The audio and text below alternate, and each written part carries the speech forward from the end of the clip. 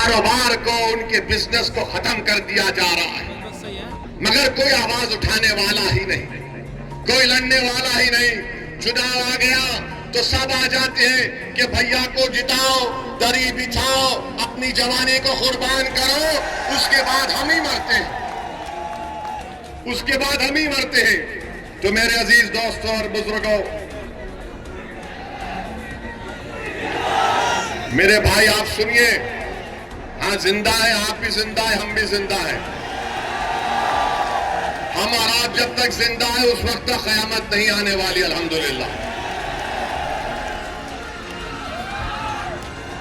अब तीसरी जो अहम बात हम आपको बताना चाहते हैं, यहां पर आप जानते हैं कि मजलिस पार्टी जब लड़ रही है तो मुझे बताया गया कि हस्बे आदत, हस्बे रिवायत हमारे जो सियासी मुखालिफीन है वो बोलना शुरू कर दिए, भाजपा का फायदा हो जाएगा, भाजपा का फायदा हो जाएगा। कहां से फायदा होगा मुझे बताओ। अच्छा, यहां पर एक और विधानसभा में उत्तर प्रदेश में चुनाव हो रहा है, करहल में हो रहा है। करहल में बीजेपी का उम्मीदवार कौन है? अखिलेश के भाई धर्मेंद्र का बहन भाई लड़ रहा है। तुम अपने परिवार को नहीं रोक सकते और तुम आकर यहां पर मीरापुर में कह रहे हो कि मजलिस लड़ रही है तो फुलां को फायदा हो जाएगा। अरे तुम्हारे भाई का बहन भी लड़ रहा है, यानी तुम्हारे परिवार हर पार्टी में बैठकर मलाई और गुलाब जामुन खा लेंगे और हमको वोट ना दे कोई, ये कैसे होगा बताइए आप। और अहम बात मैं आपको याद दिला रहा हूं, 2012 सितंबर, ये मुजफ्फरनगर जिले में आता है। अखिलेश यादव मुख्यमंत्री थे, मुजफ्फरनगर का फसाद हुआ। आजादी के बाद सबसे ज्यादा अल्पसंख्यक समाज के मुसलमान अगर बेघर हुए 50,000, इसी अखिलेश यादव जब मुख्यमंत्री थे बेघर हुए थे।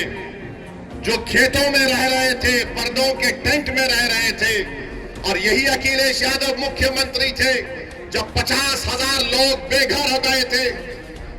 किसी के माओं की इज्जत लूट ली गई, किसी के बहनों को कत्ल कर दिया गया। आप कैंपों में जिंदगी गुजार रहे थे और अखिलेश यादव सैफई में उत्सव मना रहे थे, मुंबई से एक्टरों को बुलाकर नाच गाना करवा रहे थे। यही अखिलेश यादव थे जिन्होंने बुलडोजर चलाया था उन रिलीफ कैंपों के ऊपर। तो मेरी आपसे गुजारिश है कि याद रखिए, यही समाजवादी पार्टी की हुकूमत थी, यही मुजफ्फरनगर का इलाका था जहां पर यह हुआ था। और जब मुजफ्फरनगर का कांड हुआ, कौन उन कैंपों में जाकर फिरकर उन गरीबों की मदद करने के लिए आया था? मैं 3 दिन इस कैंपों में रहा, जाकर देखता रहा। उस जमाने में मैं आया और हमारे एक दोस्त शाहनवाज साहब थे, मरहूम जफरयाब जिलानी साहब के साथी थे। मेरे अजीज दोस्तों और बुजुर्गों, ये बात आप अपने जहन नशीन कर लीजिए। 20 तारीख के दिन अपने एक वोट का इस्तेमाल करिए और फिर इस यहाँ पर ककरौली गांव में हम पुलिस से भी गुजारिश करेंगे, आप देखते ही हमको चालान मार देते हैं। हमको मालूम आप बहुत हमसे मोहब्बत करते हैं, मगर इतनी ज्यादा भी मोहब्बत मत करिए जो हमारी जेब खत्म हो जाए। मेरे अजीज दोस्तों और बुजुर्गों, और फिर आ जाइए, आपके मुख्यमंत्री बाबा के ऊपर भी कुछ बोलना पड़ेगा। आजकल बाबा महाराष्ट्र में फिर रहे, सुनिए, महाराष्ट्र में फिर रहे और नहीं सूरत में, और नारा लगाए हैं, बटेंगे तो कटेंगे, बटेंगे तो कटेंगे बोलते हैं। मैं उत्तर प्रदेश के मुख्यमंत्री से वो चैलेंज कर रहा हूं, झांसी में मेडिकल कॉलेज में 10 मासूम बच्चे जलकर मर गए, 10 मासूम बच्चे जलकर मर गए। और जब वो वार्ड में, न्यू नेटल केयर के वार्ड में एक शख्स था जिसके 2 जुड़वा बेटियां भी उस न्यू नेटल वार्ड में थे। जब वार्ड में आग लगी तो शख्स कूदकर 10 से ज्यादा मासूम छोटे बच्चों की जान बचाया। बाद में मालूम हुआ कि उसकी 2 बेटियां, जुड़वा बेटियां जलकर मर गई। और उस शख्स का नाम आपको मालूम क्या था? जिसने 10 से ज्यादा मासूम बच्चों की जान बचाई, जो 6-8 महीने के बच्चे बच्चियां थे। उस शख्स का नाम याकूब मंसूरी था। याकूब मंसूरी कूद गया आग में। ये नहीं देखा मुख्यमंत्री बाबा योगी आदित्यनाथ, नरेंद्र मोदी, देखो याकूब मंसूरी आग में कूदकर ये नहीं देखा कि किस समुदाय, किस मजहब के मानने वालों के बच्चे हैं। वो ये देखा कि बच्चे जल रहे हैं और कूद गया। ये अल्लाह को कुछ और ही मंजूर था। वो अपनी 2 मासूम जुड़वा बच्चियों को नहीं बचा सका। मैं योगी आदित्यनाथ को चैलेंज कर रहा हूं, क्या तुम याकूब मंसूरी को बुलाकर उसके सामने बोल सकोगे बटोगे तो कटोगे? बोलोगे आदित्यनाथ, क्या तुम बोल सकोगे कि बटोगे कटोगे? याकूब मंसूरी को बोलो। क्या देश के प्रधानमंत्री याकूब मंसूरी को बुलाकर बोलेंगे एक है तो सेफ है? किसके लिए नारे लगाए जा रहे हैं? किसके खिलाफ जहर फैलाया जा रहा है बीजेपी की तरफ से? ये सब के सब भाजपा के लोग एक समुदाय के खिलाफ नफरत पैदा करने का काम कर रहे हैं। याद रखो मोदी, योगी आदित्यनाथ, देश रहेगा, आप और हम खत्म हो जाएंगे, देश बाकी रहेगा। और इस देश की ताकत यहाँ की भाईचारगी और मोहब्बत है। अगर आप नफरत घोलेंगे एक समुदाय के खिलाफ, आपको सियासी फायदा तो हो सकता है वक्तिया तौर पर, मगर क्या इससे देश मजबूत होगा? बटेंगे और कटेंगे का मतलब क्या है बताओ हमको। अरे बांग्लादेश में जो हुआ, तुम शेख हसीना को क्यों रखे भारत में बुलाकर? उसको भी भगा देते। बांग्लादेश से भाग कर शेख हसीना आ गई। मोदी जी बोले आ जाओ मेरी बहन, यहां पर रह जाओ। और हमको योगी बोल रहे बटेंगे तो कटेंगे। मेरे अजीज दोस्तों और बुजुर्गों, ये बीजेपी के मंसूबे हैं। इस तरह की वाहियात बातें करते हैं। भारत के प्रधानमंत्री क्या कहते हैं? एक है तो सेफ है। 10 साल से सेफ नहीं थे क्या मोदी जी? 10 साल से देश सेफ नहीं था क्या? अरे मैं इसका जवाब ये दिया हूं, अनेक है तो अखंड है भारत में। एक है तो सेफ को नहीं मानते, अनेक है तो अखंड है।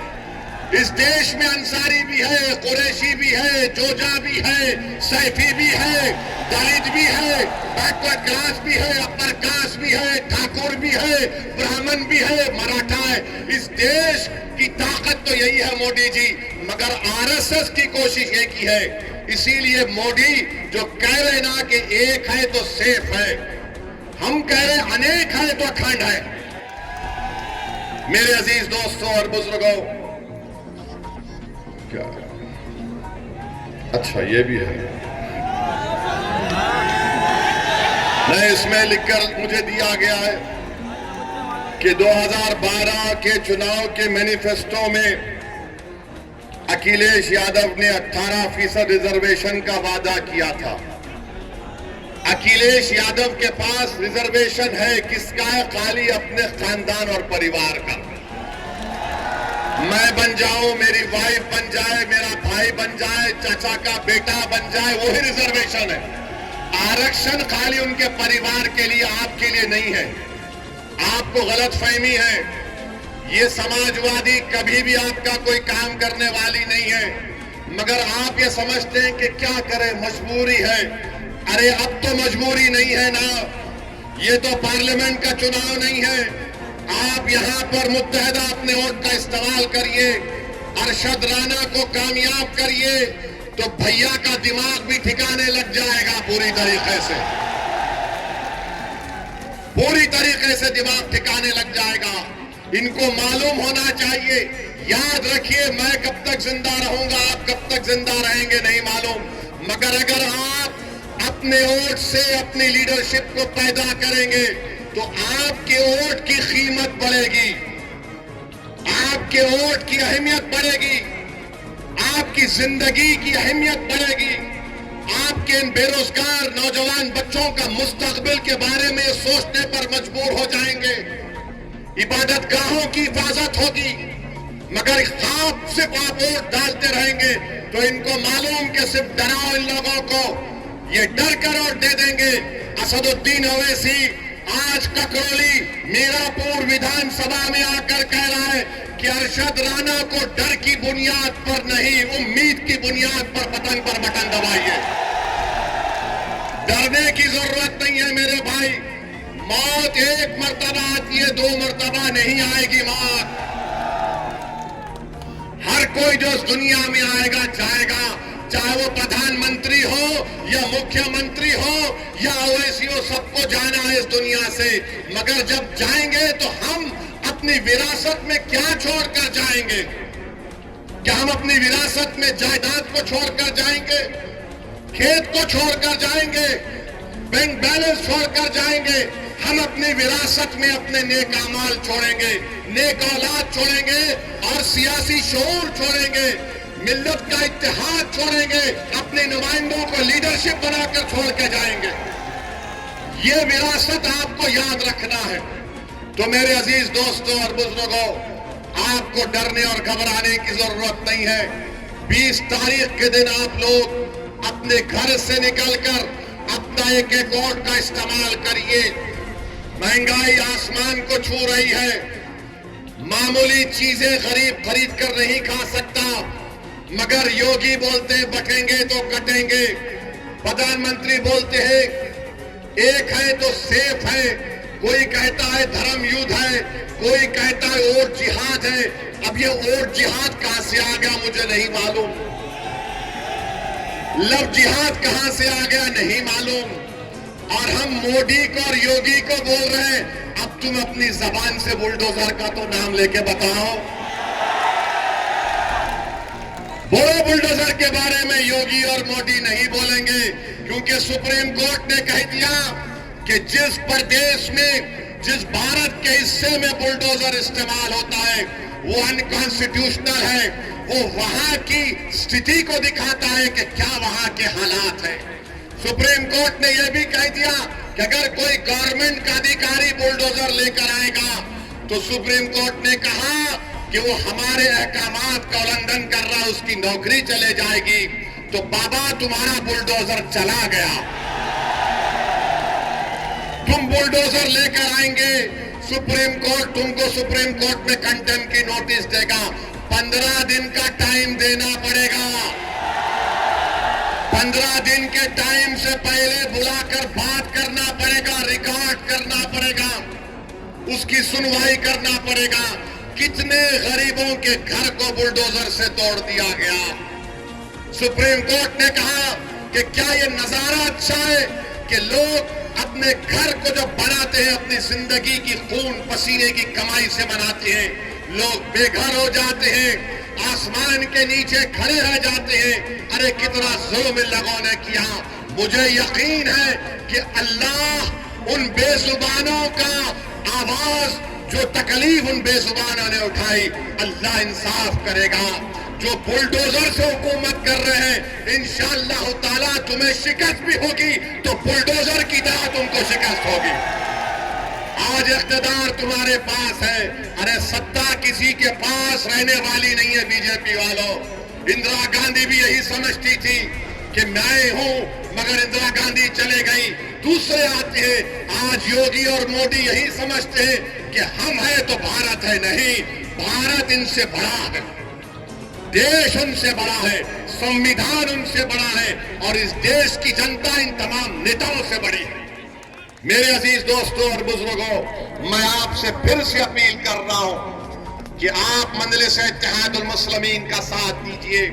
आप जानते हैं कि बुढ़ाना में नबी करीम सल्लल्लाहु अलैहि वसल्लम के शान में किसी ने अनाप शनाप बकने की कोशिश की तो क्या कोई लाल टोपी पहनने वाला गया था? कोई लाल टोपी पहनने वाला गया था? यही हरा कपड़ा डालकर जाने वाले मजलिस इत्तेहादुल मुस्लिमीन के लोग थे। हमारे 19 लोग जेल को गए, मगर हम जब जेल को जाते हैं तो हम बोलते हैं कि ससुराल में गए हैं। और ये तो हजरत यूसुफ अलैहिस्सलाम की सुन्नत भी है। बड़े बड़े लोग जेल को गए और जब जेल से निकले तो बड़े नेता बने, मगर भैया जेल को नहीं जाते। आजम खान जेल को चले गए, अब्दुल्ला जेल को चले गए, मगर भैया नहीं जाएंगे। भैया के बारे में बोलेंगे ले दरी बिछाओ जानी कुर्बान। अब मालूम हुआ कि आज रोड शो करने आ रहे हैं। अखिलेश, आपने गलत टाइम लिया यहां पर आने का। अच्छा, मालूम हुआ कि भैया ने कहा कि अब शेर के धार के सामने कुछ नहीं कर पाएंगे, तो कैंसिल कर दिए वो। तो इसका मतलब समाजवादी चुनाव हार चुकी है, मान चुकी है। आप ये बात समझ लीजिए। तो आप 20 तारीख के दिन अपना एक वोट पतंग के निशान पर बटन दबाएंगे इंशाअल्लाह। इंशाअल्लाह बोल दिए। फिर यहां हम जाने के बाद इबलीस के लोग आकर कान में खुसखुस करेंगे, ये अरशद राणा जीता तो क्या होगा, क्या फर्क पड़ जाएगा, भाजपा आ जाएगी। अरे भाई, भाजपा आई मेरी वजह से नहीं आई, इन लोगों की वजह से भाजपा आई है। हम क्या, अच्छा यहां पर यहां का सांसद आरएलडी का है नहीं है? आरएलडी का है ना, बिजनौर के। आपने वोट दिया, किसको दिया? आपने आरएलडी को तो वोट नहीं दिया ना। कितनों ने नहीं दिया तो उठाओ। अच्छा, अब ये बोलेंगे हमारे भाषण के बाद ओवैसी आएगा तो आरएलडी बीजेपी जीत जाएगी। मेरा जवाब यही है कि हाँ, मैं भारत में बैठकर कमला हैरिस को हरा दिया और ट्रंप को जिता दिया, और क्या बोलो, मैं जिम्मेदार हूं। यानी हम यहां पर बैठ जाते नहीं है। ये इनके कांग्रेस के एक नेता बोले हाँ ओवैसी लड़ता नहीं है, मगर उसकी भाषण का इतना असर होता है कि हम हार जाते हैं। मेरे भाई, ये सब बहाने हैं। कोई जीत हार चुनाव है, कोई जीतेगा तो कोई हारेगा। आपसे हम अपील करने आए हैं कि मुत्तहदा तौर पर 20 तारीख के दिन आप लोग अपना एक वोट का इस्तेमाल करिए, पतंग के निशान पर बटन दबाइए, उत्तर प्रदेश में मजलिस इत्तेहादुल मुस्लिमीन को मजबूत करिए। आपके पास एक बेहतरीन कैंडिडेट अरशद राणा आपके सामने है। समाजवादी पार्टी के भी उम्मीदवार हैं, उनके परिवार से उनके बड़े लोग यहाँ पर सांसद भी रहे हैं, मगर उन्होंने इस विधानसभा के लिए क्या काम किया आप मुझसे बेहतर जानते हैं। मैं आपसे सिर्फ यही अपील करने आया हूं, एक लंबा सफर करके आपसे आया हूं। महाराष्ट्र से निकलकर आज वेस्टर्न यूपी के इस इलाके में सिर्फ इसलिए आया हूं ताकि आपके दरमियान में खड़े होकर मैं अपनी दिल की तकलीफ को अपने जबान के जरिए तुम्हारे सामने बयान कर सकूं। मैं इसलिए आया कि नाइंसाफी का जिक्र तुम्हारे सामने कर सकूं। मैं इसलिए आपके दरमियान में आया मेरे बुजुर्गों, मेरे गयूर नौजवानों, ताकि हमारी आवाज उत्तर प्रदेश के विधानसभा में गूंजे। एक मर्तबा आप मजलिस के उम्मीदवार को कामयाब कर दीजिए और देखते जाइए कि आपके मसाइल कैसे हल होते हैं। वरना याद रखिए, ये समाजवादी और बीजेपी एक सिक्के के दो रुख हैं, एक सिक्के के दो रुख हैं। मैं करीब से देख चुका हूं इनको। ये चाहते हैं कि, मानते हैं कि मजबूर है, ये कमजोर है, इनको डराओ, ये डर जाएंगे। आपको डरने और घबराने की जरूरत नहीं है। जब दलित समाज का, सुनिए, जब मोदी पार्लियामेंट में खड़े होकर बोलते हैं कि भारत का सबसे बड़ा बैकवर्ड क्लास का नेता मोदी है, अखिलेश कहते हैं कि हम समाजवादी जरूर हैं मगर हमारा परिवार यादव परिवार है, बहुजन समाज है, दलितों की बात करती है, बाबा है, बोलते नहीं है मगर ठाकुरों को प्रमोट करते हैं। हर समाज अपना नेता बना चुकी है। और आप लोग सिर्फ सोच रहे हैं कि क्या करें क्या करें। अरे करना कुछ भी नहीं है, उनको देखो, अपने अरशद को कामयाब करो, और कुछ भी करना नहीं है। अगर आप सोचते रहेंगे, डरते रहेंगे, मेरे भाई 70 साल हो चुके हैं, 18 लोकसभा के चुनाव हो चुके हैं, हम कब तक सोचते रहेंगे। अरे एक मर्तबा अपने दिल की आवाज को सुन लो। तुम बंद कमरों में बैठकर तो बोलते हो कि ओवैसी हमारे तकलीफ को बयान करता है, ओवैसी पार्लियामेंट में लड़ता है। अरे मेरा लड़ना जरूरी है, मगर क्या तुम नहीं चाहते कि ओवैसी की तरह ऐसे हजार ओवैसी से बेहतर तुम्हारे नुमाइंदे विधायक और सांसद बनकर तुम्हारी लड़ाई लड़े? ये आपको फैसला करना है 20 तारीख को। बस यही चंद गुजारिशात मुझे आप तक कहना था। मैं यहां पर आया हूं, आपका बेहद शुक्रिया। मैं आखिर में कुंदरकी की आवाम से भी माफी चाहता हूं कि किसी टेक्निकल वजह से हमारे कैंडिडेट हाफिज वारिस के इंतखाबी मुहिम में शिरकत नहीं कर सका। मैं कुंदरकी की आवाम से भी अपील कर रहा हूं कि हाफिज वारिस को आप वोट देकर कामयाब करिए। अच्छा, वहां पर जो बीजेपी के उम्मीदवार हैं,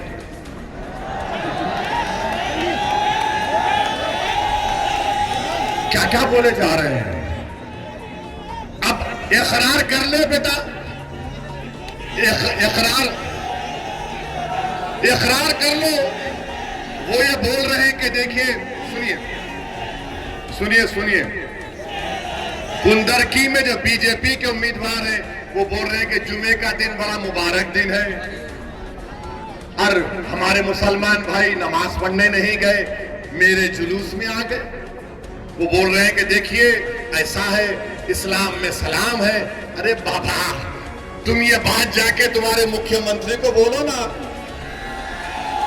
तुम ये बात जाके मोदी को बोलो ना, तुम ये बात जाके आरएसएस के मोहन भागवत को बोलो ना, मगर कुछ नहीं बोलेंगे।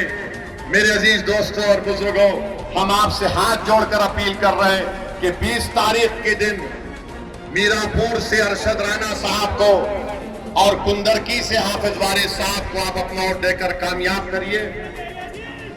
और गाजियाबाद से रवि गौतम साहब है हमारे उम्मीदवार, बड़ा ताकतवर उम्मीदवार है, स्ट्रांग उम्मीदवार है रवि गौतम, वो भी लड़ रहे हैं। आप इन तमाम की कामयाबी के लिए दुआ भी करिए। मैं माजरत चाहता हूं, मैं एक लंबा सफर तय करके आया हूं, ज्यादा देर आपके दरमियान में बोल नहीं सका। इंशाअल्लाह ताला दोबारा आऊंगा और तफसील से आप तमाम से बात होगी। बहुत बहुत शुक्रिया। मेरे साथ नारा लगाइए, पतंग को, पतंग को, पतंग को। अस्सलाम वालेकुम।